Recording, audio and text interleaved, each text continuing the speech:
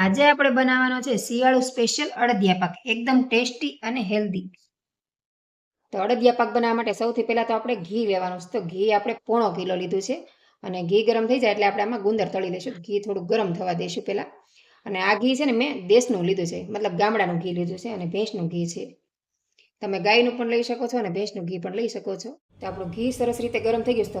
અને ગુંદર ગમે ત્યારે લાવો ને તો પહેલા છે ને સાફ કરી લેવાનો અને પછી તળવાનું. ઘણી વાર એમાં કચરું આવે છે.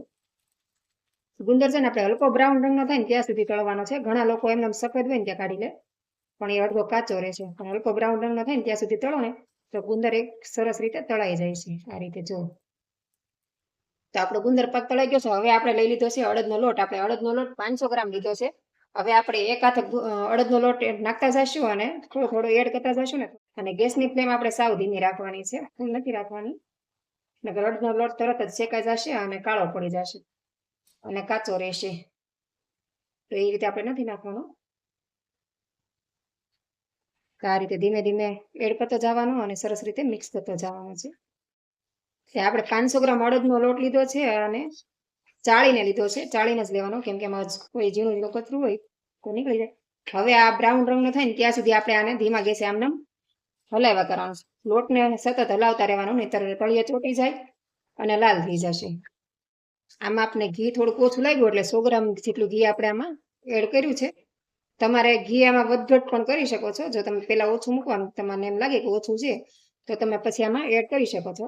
પણ ઘી વધી જાય તો તમે એને કાઢી ન શકો, એટલે પહેલા ઓછું જ મૂકવાનું. આપણે આમાં 100 ગ્રામ જેટલું ઘી એડ કર્યું એટલે લગભગ કિલો જેટલું ઘી આપણે આમાં જોઈ જશે. અડદિયાના લોટને તમારે સતત આમને હલાવતા જ રહેવું પડે છે, નકર છે ને તળિયે બેસી જાય છે.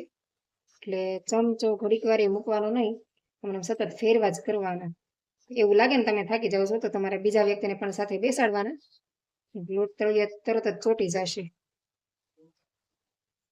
અડદિયો બનતા અંદાજિત અડધી થી પોણી કલાક તમારે મિનિમમ લાગે છે. વધારે ટાઈમ પણ લઈ શકે છે ઓછો હોય તો, પણ વધારે અડદિયો બનાવો તો તમારે કલાકનો ઓછામાં ઓછો ટાઈમ લાગે છે, કે આને આપણે ધીમા ગેસે શેકવાનો હોય એટલા માટે. જોઈ શકો છો આપણે જ્યારે લોટ એડ કર્યો ત્યારે એકદમ સફેદ હતો ને અત્યારે આપણે બ્રાઉન રંગનો થોડો ઘણો થઈ ગયો છે. તમે જેમ શેકશો ને એમ આપણો લોટ છે ને એકદમ લાલ થવા દેવાનો છે. મતલબ એકદમ લાલ નહીં, મતલબ મીડિયમ થોડોક બ્રાઉન રંગનો થાય ને ત્યાં સુધી આપણે હલકો બ્રાઉન થઈ ગયો છે. જુઓ તમે દેખાતું હશે, હલકો બ્રાઉન થઈ ગયો છે. આપણે એકદમ બ્રાઉન રંગનો થાય ને ત્યાં સુધી આને આવી રીતે શેકાવા દેવાનો છે. આ જ્યાં સુધી ફીણ થાય છે ને ત્યાં સુધી આપણો લોટ કાચો છે. તમને ઘણા લોકોને એમ થતું છે આપણો લોટ શેકાઈ ગયો, એમ કેમ ખબર પડે?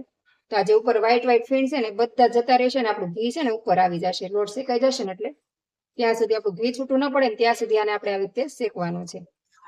તો તાવીથો આમ સતત હલાવતા જ રહેવાનું છે તાવીથાની મદદથી. તમે જોઈ શકો છો આપણો લોટ છે એકદમ હવે શેકાઈ જવા આવ્યો છે. બસ 1-2 મિનિટ આપણે આવું શેકશું તો આપણો લોટ શેકાઈને તૈયાર થઈ જશે. જે ફીણ હતા એ બધા જ ગાયબ થઈ ગયા છે. હવે સેજ છે ને એ પણ ગાયબ થઈ જશે ને આપણું ઘી છૂટું પડી જશે. એટલે આપણો લોટ શેકાઈ ગયેલો સમજવાનું. હવે સતત આમ હલાવતા જ રહેવાનું છે. આપણે સરસ મજાનો અડદિયો પાક બનીને તૈયાર થઈ જાય. તમારો લોટ સરસ શેકાય ને તો અડદિયા પાક તમારો સરસ બને છે. અને તમારો કણીદાર અડદિયા પાક બનાવવો હોય તો સૌથી પહેલા તમારે છે ને લોટ ચાળી અને ઘી અને દૂધનું મોણ દઈને એને દાબો દઈ દેવાનો અને 10 થી 15 મિનિટ રહેવા દેવાનો. પછી પાછો ઈ લોટને ફરીથી ચાળી લેવાનો અને પછી ઘીમાં નાખીને શેકવાનો.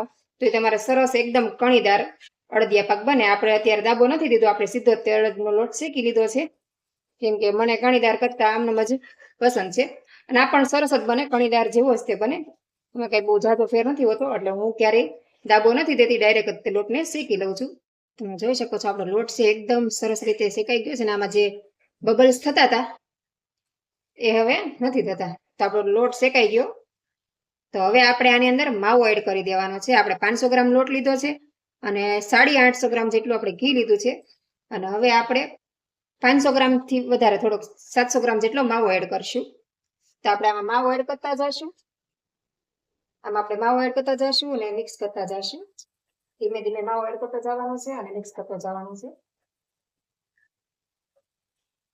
અને ગેસની ફ્લેમ ધીમી જ રાખવાની છે, આપણે બહુ ફૂલ નથી કરવાની.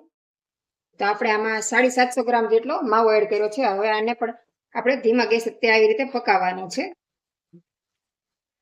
માવો પણ આપણે દેશમાંથી જ મંગાવેલો છે ને માવો છે એ ગાયનો છે. એટલે આને આવી રીતે એક ધારું હલાવ્યા રાખવાનું છે, નકર છે ને ગાંઠો થઈ જશે અને કણીવાળો થઈ જશે. તો આ રીતે એને મિક્સ કર્યા કરવાનું છે.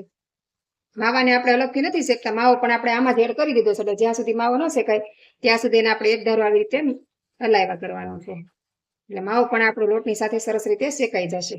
અને બની શકે તો વાસણ થોડુંક મોટું લેવું, વાસણ મોટું હોય ને તો તમને હલાવવામાં સારું રહે.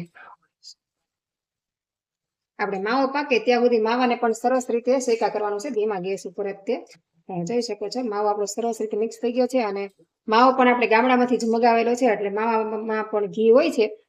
એટલે ઘી તમે જોઈ શકો છો, આમાં ઘી છૂટું પડે ને ત્યાં સુધી આપણે આને આવી રીતે મિક્સ કરતું રહેવાનું છે અને સારી રીતે હલાવતા રહેવાનું છે, જેથી કરીને માવો તળિયે ચોટી ન જાય. આવી રીતે આપણે હલાવ્યા કરશું લોટને. તો આપણે માવો છે સરસ રીતે શેકાઈ ગયો છે, તમે જોઈ શકો છો આપણે એકદમ બ્રાઉન રંગનો થઈ ગયો છે. જો નજીકથી બતાવી દઉં તમને. તો હવે આપણે ગેસની ફ્લેમ બંધ કરી દઈશું. ઘી ગરમ હોય એટલે માવો હજી આમાં 10 થી 15 મિનિટ સુધી શેકાશે, એટલે વધારે લાલ થઈ જશે. કેમ કે ઘી આપણું ગરમ હોય એટલે ઘીને ઠરતા 10 થી 15 મિનિટથી વધારે ટાઈમ લાગે છે, પણ ત્યાં સુધીમાં આપણો લોટ જે કાચો હોય એ સરસ રીતે એમાં શેકાઈ જાય. તો ચાલો હવે આને આપણે નીચે ઉતારીને ઠંડુ થવા દઈશું. લોટ આપણો સરસ રીતે શેકાઈ ગયો, તો આને આપણે એક મોટા વાસણમાં કાઢી લીધું છે, જે તમે જોઈ શકો છો, જેથી કરીને આપણે મિક્સ કરવામાં સરળતા રહે. જોઈ શકો છો આપણે લોટ એકદમ સરસ રીતે બ્રાઉન થઈ ગયો છે. હવે આપણે આમાં છે ને દળેલો ગુંદર આપણે આમાં એડ કરી દેવાનો છે. પછી ડ્રાયફ્રૂટ આપણે એડ કરી દેવાના છે. તમને જે પસંદ હોય એ ડ્રાયફ્રૂટ આમાં એડ કરી શકો છો. મેં અત્યારે કાજુ બદામ લીધા છે, તમે અખરોટ છે, કિસમિસ છે, એવું બધું પણ લઈ શકો છો. હવે આને આપણે સરસ રીતે મિક્સ કરી લઈશું, એટલે લોટની સાથે સાથે કાજુ બદામને એ પણ સરસ રીતે શેકાઈ જાય. જોઈ શકો છો આપણે સરસ રીતે આને મિક્સ કરી લીધું છે. હવે આને આપણે સાઈડમાં મૂકી દઈશું ને ચાસણી બનાવી લઈએ. તો આપણે 500 ગ્રામ ખાંડ લેવાની છે, અને ખાંડ બુડે ને એટલું આપણે પાણી અંદર એડ કરવાનું છે, જેટલું સમય એટલું. આપણે અંદાજિત 1.25 ગ્લાસ પાણી લીધું છે. હવે આને આપણે ધીમા ફ્લેમ પર જ તે ચાસણી બનાવવાની છે, અને વાસણ આપણે એનું જ લઈ લીધું છે, વધારે વાસણ બગાડવા નહીં. એટલે આપણે એના જ વાસણમાં આપણે ચાસણી બનાવી શકીએ છીએ, કેમ કે ચાસણી આપણે એમાં જ નાખવાની છે. એમાં ને એમાં આપણે ચાસણી બનાવી લઈશું. આપણે 1 થી 1.5 તારની ચાસણી લેવાની છે, અને ખાંડ બુડે ને એટલું જ આપણે પાણી લેવાનું છે, વધારે નથી લેવાનું. તો ચાસણી આવે ત્યાં સુધી ખાંડને પણ આપણે આવી રીતે હલાવ્યા કરવાની છે. ચાસણી આવતા પણ આપણે 10 થી 15 મિનિટનો સમય લાગે છે. તમે જોઈ શકો છો આપણે ધીમે ધીમે ચાસણી ઘટ થતી જાય છે, અને એક તારની ચાસણી તમે આવી રીતે કરશો ને એટલે તમને ખ્યાલ આવી જશે.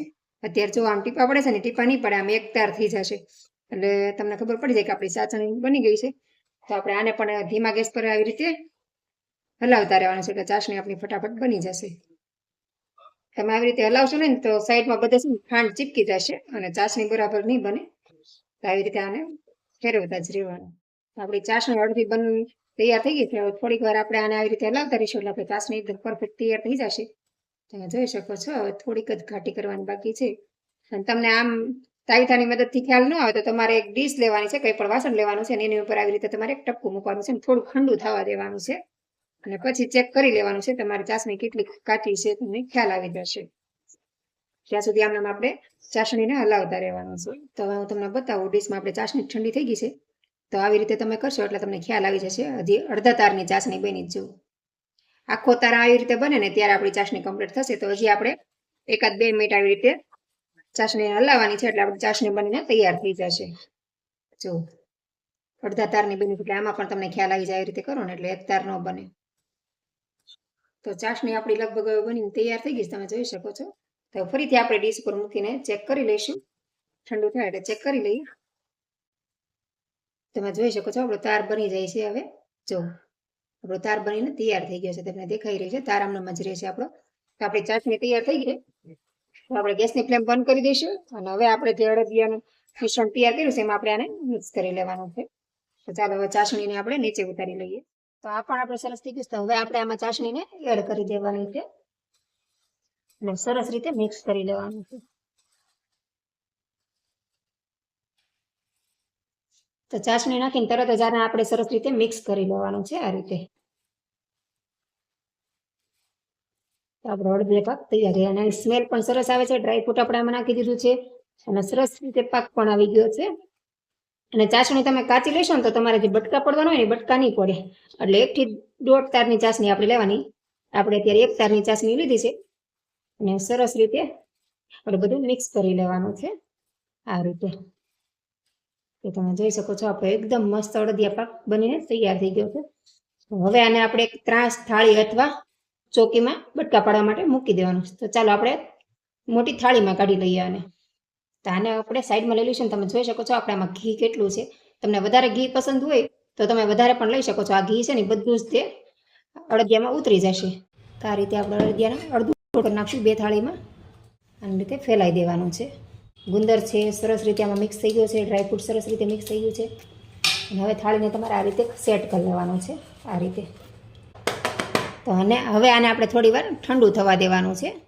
તો તમે જોઈ શકો છો આપણે બંને થાળીમાં એક સરખું કાઢી લીધું છે. હવે આપણે એમાં ઉપરથી પણ ડ્રાયફ્રૂટ એડ કરી શકીએ છીએ આ રીતે.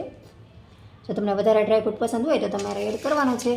અને તમને ન ગમે તો તમે એને સ્કીપ પણ કરી શકો છો. આપણે થોડુંક વધારે ઉપરથી ડ્રાયફ્રૂટ એડ કરશું. અને થોડીક આમાં હું ખસખસ એડ કરું છું. પછી આપણે ઉપર ખસખસ અને ડ્રાયફ્રૂટ એડ કર્યું છે તો ખૂબ જ સરસ લાગે છે. અને ઘી હજી દેખાય છે બધું જ તે ઠંડુ થાય ને એટલે અંદર પી જશે. તો આપણે 2 થાળીમાં તૈયાર કર્યું છે આ રીતે ખસખસ અને ડ્રાયફ્રૂટ નાખી. અને ખસખસનો લુક જો કેટલું સરસ લાગે અને ખાવામાં પણ ખૂબ જ ટેસ્ટી લાગશે. ખસખસ તમે ક્યારેય નહીં નાખી હોય એકવાર નાખીને ટ્રાય કરજો, બહુ જ મસ્ત લાગશે. તો હવે આને આપણે થોડું ઠંડુ થવા દઈશું અને પછી આને આપણે પીસ પાડી લઈશું, મતલબ કે બટકા પાડી લઈશું. તો આપણો અડદિયા પાક સરસ રીતે ઠંડો થઈ ગયો છે. તો હવે આને આપણે બટકા પાડી લઈશું. એક થાળીમાં તમે જોઈ શકો છો આપણે એક થાળીમાં તો બટકા પાડીને તૈયાર કરી લીધું છે. અને બીજામાં હવે આપણે પાડી લઈએ. એટલે તમને ઉપર ઘી દેખાય છે પણ હમણાં બટકા પાડશું ને એટલે ઘી અંદર ઉતરી જશે. તમે બટકા ન પડે ત્યાં સુધી ઘી તમારે ઉપર દેખાશે. બટકા પાડશો ને એટલે ઘી તરત જ તમારે અંદર ઉતરી જશે. આમાં તમે જોઈ શકો છો ઘી બિલકુલ નથી દેખાતું. અને અંદર ઉપર ડ્રાયફ્રૂટ નાખ્યું હોય એટલે બટકા તમારે થોડાક ભાંગવાની શક્યતા રહે. કેમ કે ડ્રાયફ્રૂટ નાખ્યું હોય એટલે ડ્રાયફ્રૂટ હરખું કટ ન થાય તો બટકું આડું ઓળું થઈ જાય થોડું. તો આ રીતે આપણે પીસ પાડી લેવાના છે. નાના મોટા પીસ તમે તમારી રીતે પાડી શકો છો. અને આ અડદિયા પાક આપણે શિયાળામાં ખાવો ખૂબ જ ફાયદાકારક છે. આમાં તમારે પીપરી મૂળ છે, સૂંઠ છે, એલચી પાવડર, જાયફળ એવું નાખવું હોય તો નાખી શકો છો. મેં પ્લેન જ બનાવ્યો છે, આમાં કોઈ જ વસ્તુ નથી નાખ્યું. પણ તમને જો એવું પસંદ હોય તો તમે એવા ઓહળી આમાં એડ કરી શકો છો. તો તૈયાર છે આપણો એકદમ સરસ ટેસ્ટી અને હેલ્ધી અડદિયા પાક. તો તમે આ અડદિયા પાક બનાવો, ખાઓ અને તમારો અનુભવ મારી સાથે શેર કરજો. અને વિડીયો પસંદ આવ્યો હોય તો લાઇક કરજો, શેર કરજો. અને ચેનલ પર નવા આવ્યા હોય તો ચેનલને સબસ્ક્રાઈબ કરી દેજો.